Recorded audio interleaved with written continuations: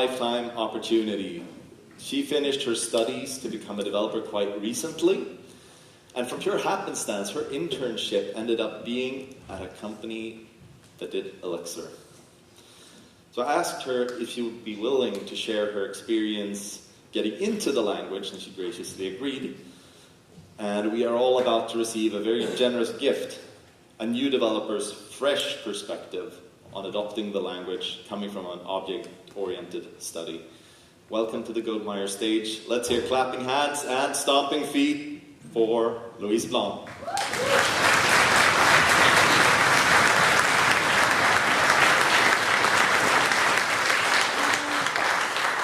Just connect this here. Does it work? Exciting. Thank you. Woo! Yes. Okay. So, hi there. My name is Louise Blanc, and I'm a full-stack developer. And this will be my first talk ever, and the first time on a stage in a very, very long time. So bear with me. I hope we can make it through this alive and well. First, I'm really happy to be here, both speaking and helping a bit as a volunteer. And I want to give a really big thanks to Lars and the crew for making this event happen. It's amazing.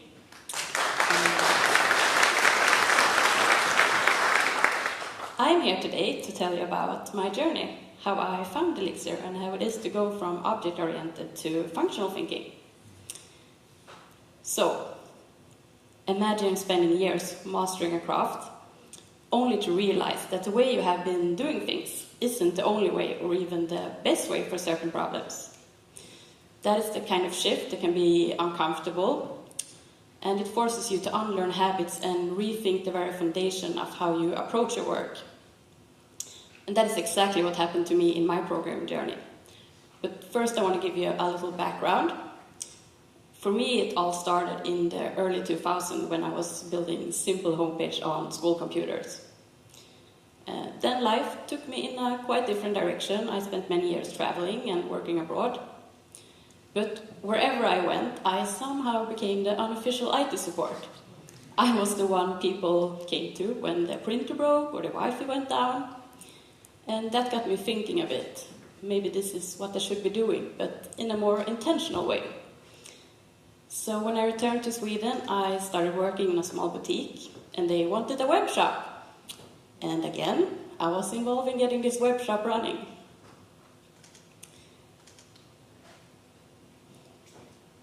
Why?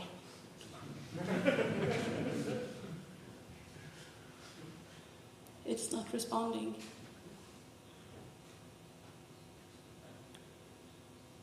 Oh. Okay. So, then Corona hit and the company went bankrupt, as so many others. So I made a decision.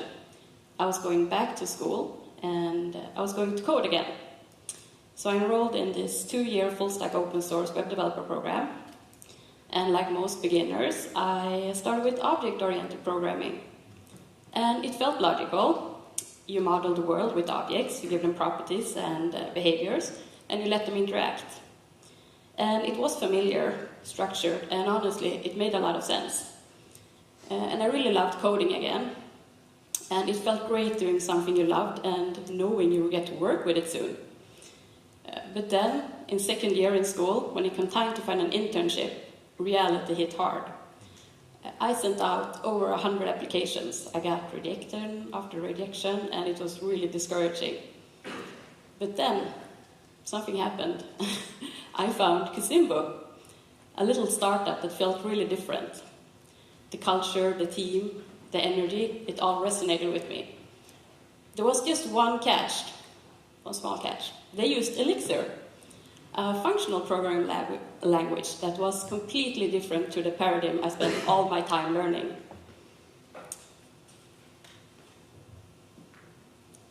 Oh, it works. Nice. So, at first, Elixir felt really alien.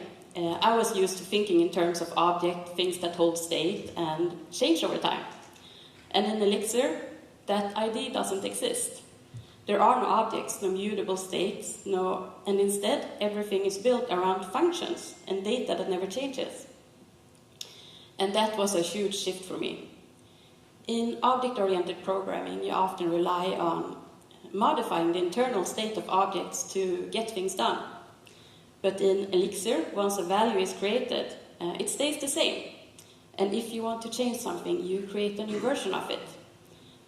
And to be honest, it sounded really inefficient at first, but it actually leads to safer, more predictable code, I think.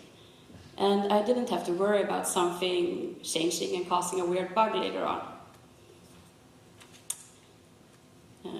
So, speaking of bugs, let me tell you one that nearly broke me in the beginning.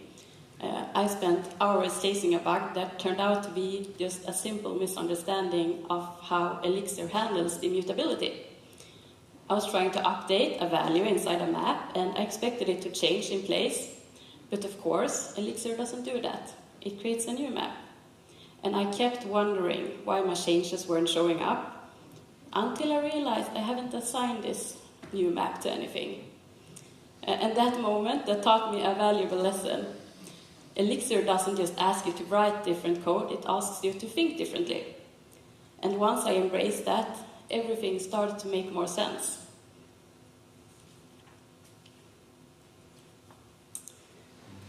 A concept that really challenged me was also pattern matching. In OOP, you often write long chains of conditionals to handle different cases. But in Elixir, you match directly on the shape of the data. It is like the language is saying, I know what this looks like, so I know what to do. Instead of writing if statement or switch cases, you define multiple versions of a function, each tailored to a specific pattern. The language then picks the one that fits the best. It is concise, expressive, and surprisingly powerful. Pattern matching also extends beyond function definitions. You can use it on variable assignments, control flow, error handling. It's everywhere. Pattern matching allows you to easily destructure data types, even the more complex ones. It also helped me to catch bugs earlier. So when you rely on pattern matching, the compiler can warn you if you forget to handle a case. And that was big. In OOP, it's very easy to miss an edge case that is buried in a long conditional block. But in Elixir, the structure of your code makes those gaps more visible, I think. And it's not just about catching the error, it is about writing code that is easier to read and reason about. So when I look at a function now, I don't have to trace through this nested logic. I just scan the pattern and see what each one does.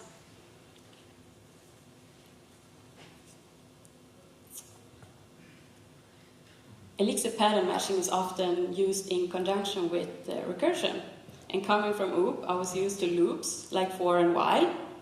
In Elixir, those doesn't exist either. Instead, you use recursion to repeat actions. That was a tough one too. It felt a bit abstract and unnatural. But once I understood the pattern and how you define a base case and let the function call itself, it all started to click. And I began to really appreciate how recursion fits into the broader philosophy of functional programming.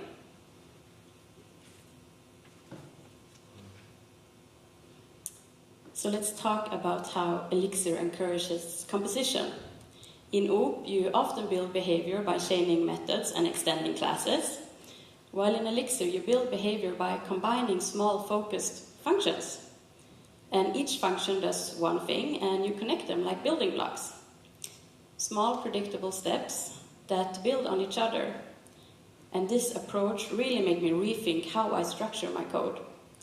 Instead of writing this big, complex function that tries to do everything, haven't we all? I started to write small ones that does one thing well. And then I just connect them in a clear, readable flow. It is like writing a receipt. Step by step, each transformation is visible and intentional. This shift also changed how I debug and test my code. In OOP, you sometimes end up with hidden side effects. You change one part of an object and it unexpectedly affects another one. In Elixir, I think everything is more explicit. You pass data in, you get data out, and you get less surprises. And that clarity, I think, has saved me much time and frustration. And it's not just about technical clarity. It is about mental clarity. When your code is clean and predictable, your mind is free to focus on solving real problems. So readable code minimizes the context switching and reduces the cognitive overhead required to trace this logic across module and decipher your ambiguous naming conventions. It enhances maintainability and simplifies debugging. It improves efficiency of code reviews and collaborations. And in high complexity system, this clarity becomes essential, I think, not just for individual productivity, but for building long-term scalability and team velocity.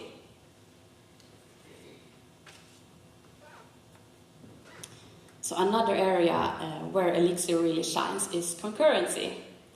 I didn't fully appreciate this at first, but the more I worked with it, the more I saw its power.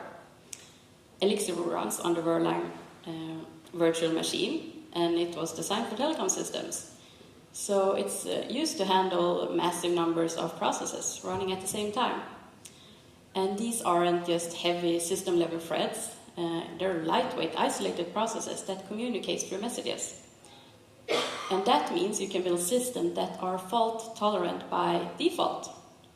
If something crashes, it doesn't take everything down with it. There are built-in tools to restart and recover automatically. And Elixir embraces the let it crash philosophy. At first, I thought that sounded reckless, but it's actually a pretty powerful approach to building resilient systems. Instead of trying to catch every possible error, Elixir encourages you to write code that assumes things will go right. And if they don't, you let the process crash. Why? Because behind the scene, the supervisors are watching. They restart failed processes automatically, and they keep the system stable and responsive. And that is a mindset shift, I think, to go from fear of failure to confidence in recovery. And for me, it gave me the confidence to build more ambitious systems, knowing that the language itself is designed to support reliability and resilience.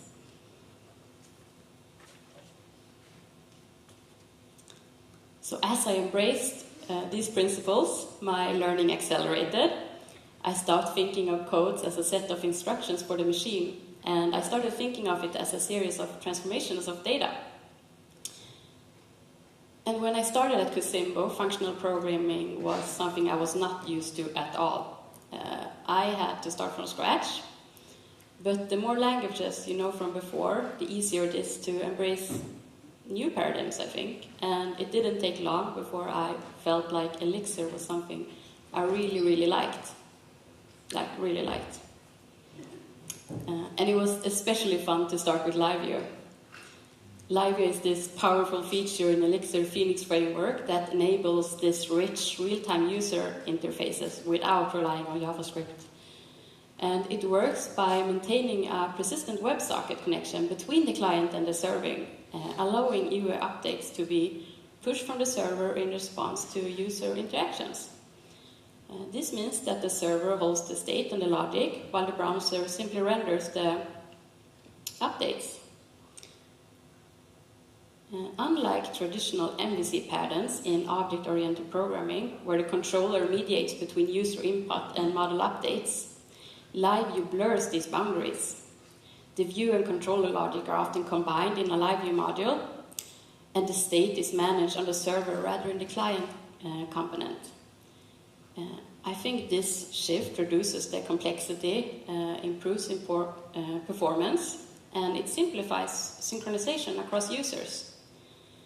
It is a fundamentally different approach, favoring functional programming over the layered object-centric design of classic MVC.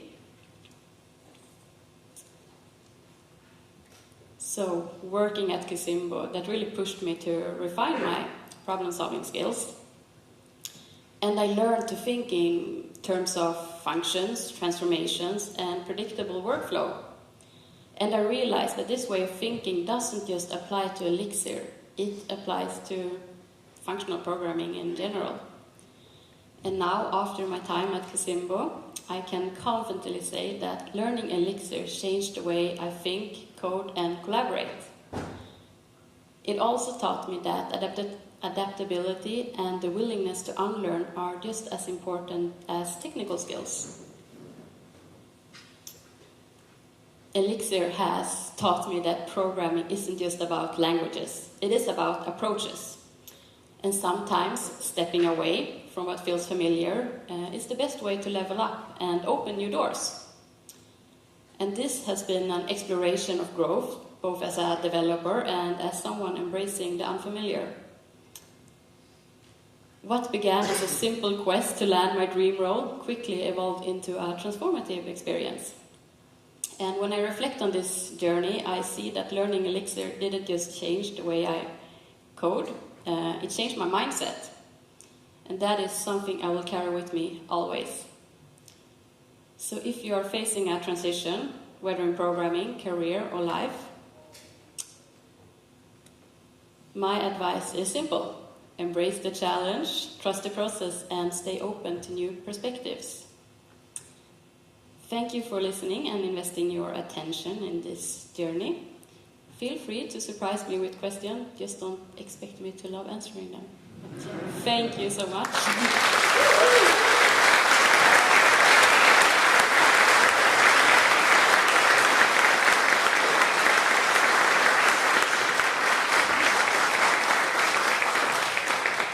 I would love somebody to do a dance of this. What? I have not agreed to any dance. But if there are questions, now we can actually see that. Yeah, over there. Is there anything you miss from the OOP world? So the question is there anything you miss from the OOP world? Not right now. Because I'm like in the beginning of my Elixir journey, so I'm like diving deep in that, so I don't really have time to like think. I just embracing all the new things. Cool. I saw a hand in the back. Yeah. How was the teaching structured? How was the teaching structured? In school or in... it was really good. Johan, my boss, he's an old teacher, so he was like super pedagogical, and I started with book like Elixir, third edition, something. Elixir in Action. Yeah, Elixir in Action, third edition, something like that. Yeah. So that was that was my way in. I think there's actually a promo code if you want. I think you get like 35 or 45% off Elixir in Action 3rd edition if you find Sasha's promo code. He shared it on LinkedIn. Oh, it's a nice one. Yeah. I think there's another one.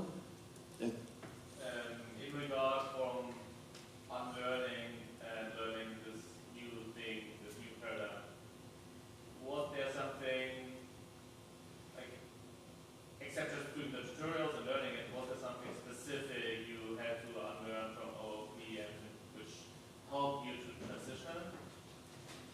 Yeah, so was there something specific you needed to unlearn from OOP to make the transition? Yeah, a lot. No, but it's a whole new thinking, and you have to, just like I said with the bug, like you try to change something in the way you do in OOP, and then it's like, oh, like I done everything right, and then oh no, of course I don't not do it right. I haven't assigned it. So. And I happen to know that there's part of this story that wasn't shared here, which is like Cosimbo is a, let's say, pre-money startup. And you'll hear from Johan, who brought them into Elixir, actually later in this conference. But then so this was your internship. Yeah. Then you were thrown to the wolves of the current job market. Yes, wonderful. What's the status right now? Huh? What's your status right now? I worked a bit with Kusimbo this summer, but on like what you call it, like ideal base. I just really like Kusimbo, and I wanted to help out and keep up with Elixir. So are you looking for work right now? No, I starting my new job with Elixir at SkimSafe on Monday. Nice. So, yeah.